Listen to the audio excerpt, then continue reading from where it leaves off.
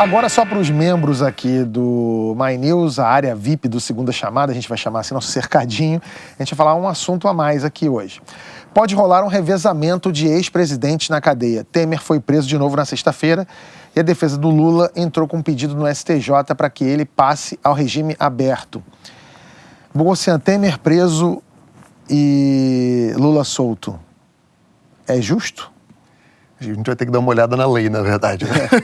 Não, tem uma questão importante sobre essa nova prisão do Temer, né? Ele foi, enfim, os juízes de segunda instância analisaram o caso dele, disseram que ele deveria voltar para a prisão, mas é uma prisão preventiva. E a decisão do Tribunal Regional Federal é, no mínimo, controversa, porque o caso ainda não foi analisado completamente, as provas não foram analisadas. O que os desembargadores, os juízes, entenderam é que ele deveria ficar preso porque existe algum risco à investigação, ou porque ele continuou praticando o crime. Alguns especialistas acham que não existiam os requisitos para ele voltar para a prisão preventivamente, que deveria se seguir o curso normal dos processos, e o Temer é réu em 6 casos agora.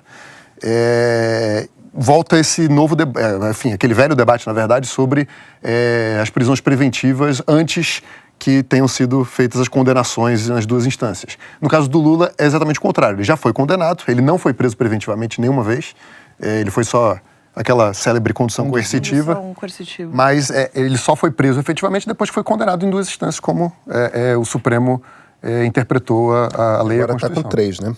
O Lula. O Lula está com 3 instâncias. Exatamente. O próprio Lula, na época da primeira vez que o Temer foi preso, ele falou que ele foi contra, né, a prisão do Temer. Sim. Esse é o pior lado, na minha opinião, dessa onda lavajatista, assim, essa necessidade de prender preventivamente num ato que é quase sempre a jogar para a opinião pública, né? O povo, a população, com uma certa dose de razão, com uma certa justificativa, se sente feliz, exultante de ver, nossa, finalmente os corruptos estão indo bandido todos... na cadeia. Bandido tem que ser na cadeia mesmo, os poderosos estão finalmente pagando o preço. Mas veja, isso aqui se trata de levar alguém para a prisão sem condenação nenhuma, com uma justificativa que lá atrás era muito fraca, quando o Temer foi preso preventivamente a primeira vez, uma justificativa muito vaga, muito fraca, que dizia, hoje em dia com celular, apenas alguns botões bastam. Bom, então todo mundo vai ter que ser preso preventivamente em todos os casos, porque esse era o tipo de justificativa que estava lá. Agora, ele entrou com habeas corpus, né, foi solto, ficou 1 mês aí fora, mais ou menos, e agora vão voltar. Bom, se ele tinha algo para destruir, se ele tinha algo para obstruir, já foi feito aqui, já passou 1 mês. Qual que é a justificativa de fazê-lo voltar para a prisão agora? Assim, se antes a justificativa era frágil, agora ela é totalmente inexistente. Um dos argumentos, eu não vou entrar no mérito de ser um argumento forte, porque eu não acho que mas é aquela coisa de você usar o crime de formação de quadrilha como um crime constituído, portanto, você teria o flagrante constante, né? Em qualquer momento que você prenda, é um flagrante. Eu só faria... Eu não consigo ter uma opinião formada a respeito dessa coisa. É evidente que a Lava Jato cometeu inúmeros abusos ao longo do processo. Mas tem 2 questões que eu acho que a gente não pode perder de vista nunca. A primeira não justifica, mas não custa lembrar. Abuso judicial contra brasileiro que não tem nenhuma importância é a regra histórica no Brasil. A única diferença que temos agora não é que a justiça passou a abusar, é que agora o abuso judicial está mais uniformemente distribuído. E informado, né? Exatamente. Está nas manchetes. Não, e tá sendo, mas esse é um lado perigoso, né? Porque a população gosta disso. Eu sei disso. A população é justiceira. A compreensão contra o pobre também. A compreensão de justiça para muitas pessoas passa por uma questão punitivista e justiceira. Não, fica caracterizado como vingança isso. Claro que sim. Agora, tem um segundo aspecto que é o seguinte. A Lava Jato teria sido possível, e esse processo tão saudável para o Brasil, de finalmente começar a punir gente muito graúda por corrupção. Não vamos esquecer que, principalmente quando a gente fala dos empreiteiros, mas também alguns dos políticos, são todos réus confessos. A gente não está mais falando de crimes que podem ou não. Não.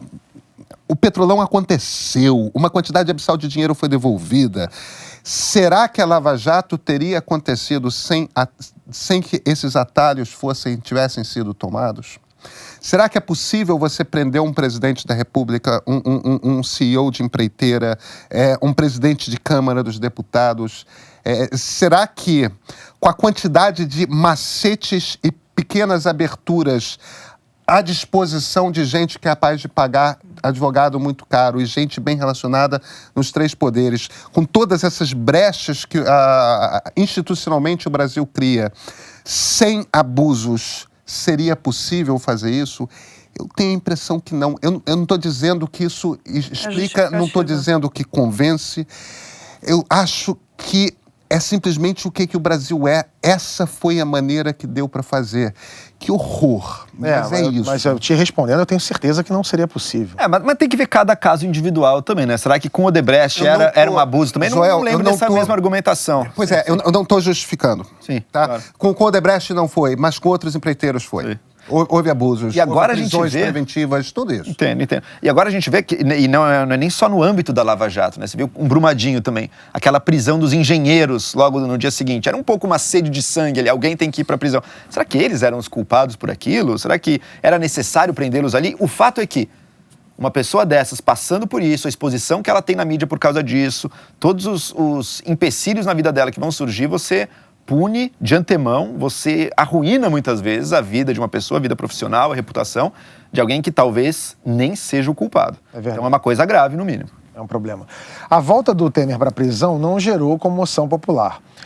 Era de se esperar, afinal de contas o cara terminou o mandato dele com 3% de aprovação. Mas a impressão minha, ou o Lula também não é mais aquele? Porque saiu aquela primeira entrevista do Lula, falou-se ali nas redes dele, depois teve mais uma, ninguém ficou sabendo.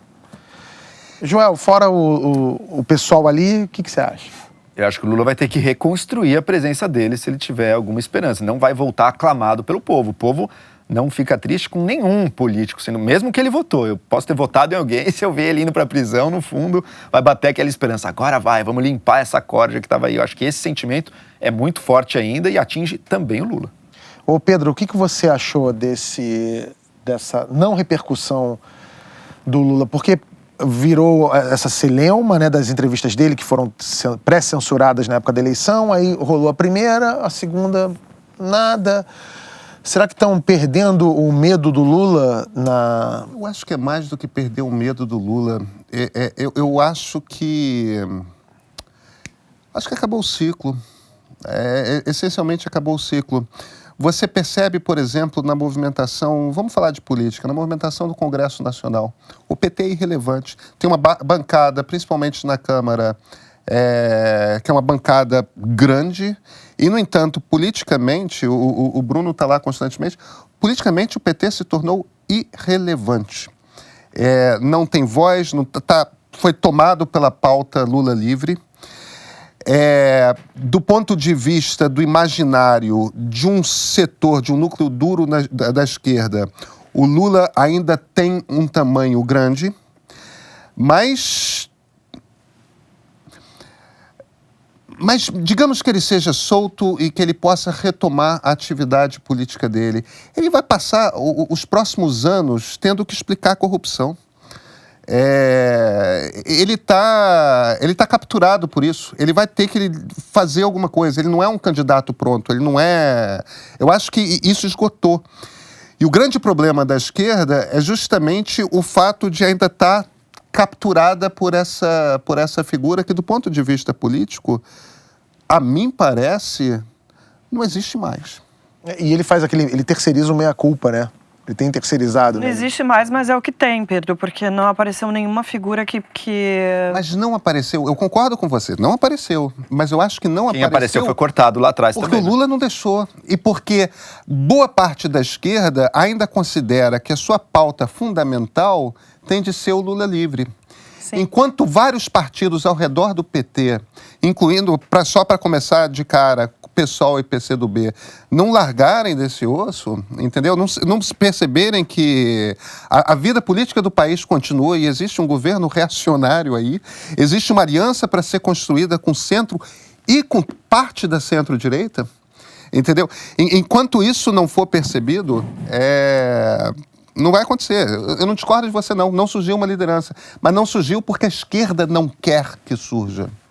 Não, e não possibilidades existem. Não conseguem fazer essa leitura, por exemplo, essa segunda entrevista, eu tenho muitos seguidores e sigo muita gente de esquerda, as pessoas acham que foi uma grande entrevista, você vê as pessoas comemorando, mas aquilo aconteceu dentro de uma bolha. Gerou repercussão. No geral, essa entrevista não aconteceu, essa entrevista não causou absolutamente nenhuma comoção no país. As pessoas ficam irritadas quando eu falo disso, né? Alguém já vai me chamar aqui de golpista, sei lá o quê. Mas a verdade é essa comoção não aconteceu nem em relação a ele, que é ainda a única figura central e mais importante da esquerda. Porque o Lula não fala nada de surpreendente. Não. Ele não fala absolutamente nada que ele não falaria 1 ano atrás, 2 anos atrás. Mas eu acho que esse é o momento que ele está falando para as bases, né? A base, acho que do PT, na verdade, está cada vez mais restrita, não. Mas era comum que a gente dissesse que o PT tinha um eleitorado, a fidelidade de 30% dos eleitores. Muito provavelmente, essa base hoje ela é menor. 20-15. 20-15, exatamente. Então, talvez esse seja o momento que o Lula esteja querendo falar para a base, para ativar, ou para manter, pelo menos, a fidelidade desses 15 a 20. Se a gente lembrar, depois da eleição da Dilma em 14, o Lula teve um papel importante, acho que foi uma eleição apertada. Se o Lula não tivesse engajado, participado, mesmo que ali com aqueles choques que ele tinha com a Dilma, com a política econômica, talvez a Dilma não tivesse ganhado. Mas logo depois, o Lula, a Lava Jato já tinha começado a dar indícios de que ia chegar em algum momento ao PT de maneira geral e possivelmente ao Lula especificamente. Mas o Lula, ele, em momentos pós-eleitorais, em momentos específicos, ele não era um ator, na verdade, vocal da esquerda. Nem sempre ele fazia isso, ele cumpria esse papel. Ele cumpria esse papel em momentos de eleição, na eleição do Haddad em 2012, na eleição da Dilma em 2014. Mas ali, nessas intertemporadas, ele talvez não tivesse essa dimensão. A diferença é que agora o PT está fragilizado. Então talvez precise de uma voz ainda para reativar esse... Bruno, eu concordo com você, mas você vai lembrar, por exemplo, que sempre que dentro da esquerda havia uma queixa a respeito da Dilma, a quem que as pessoas recorriam? Ao Lula sempre. Ao Lula sempre. Quer dizer, o Lula sempre esteve lá como o sol. Uhum. Mesmo quando ele estava quieto em respeito... eu vou botar esse respeito entre aspas, em respeito a Dilma, sim, mas fundamentalmente em respeito ao governo do PT e tudo mais. Tem uma hora, ele é esperto, ele é inteligente, é um grande político, extremamente talentoso e tudo mais. Agora, ele sempre foi o sol. Sim, agora, com certeza. Só para completar, esse derretimento que a gente está vendo agora, eu não acho que ele seja de agora. Eu acho que isso aconteceu lá no momento da prisão do Lula, que desde antes as lideranças petistas vinham conclamando as pessoas para, enfim, tomar o país se o Lula fosse preso. Isso não aconteceu, gente. Não aconteceu, inclusive, no dia que antecedeu, no dia da prisão dele, que ele foi lá, que teve aquele comício enorme. Quantas pessoas estavam ali em volta? Era pouca gente perto e assim, as informações de bastidores, de pessoas que estavam lá naquele dia, eles estavam surpresos que tenha sido tão pouca gente, porque assim, a expectativa era de que o país parasse quando o Lula fosse preso. Ali, naquele momento, acho que foi decisivo, não decisivo, mas foi muito significativo do tamanho que era o PT no Brasil e assim... só diminuiu de lá para cá. Eu acho que a grande decepção de muitos políticos, todos, talvez, grandes líderes do Brasil, é sempre descobrir que na hora que precisa, que acham que o povo, as massas, vão lá dar o sangue para as ruas, o povo não vai. Pois é, o povo não foi e Temer e Lula continuam presos. Bom, você que é membro, ficou com a gente até aqui, muito obrigado. Semana que vem a gente volta e fala para todo mundo aí se inscrever e virar membro aqui do My News, tá certo? Valeu, gente, tchau, tchau, obrigado a todos vocês e até a próxima.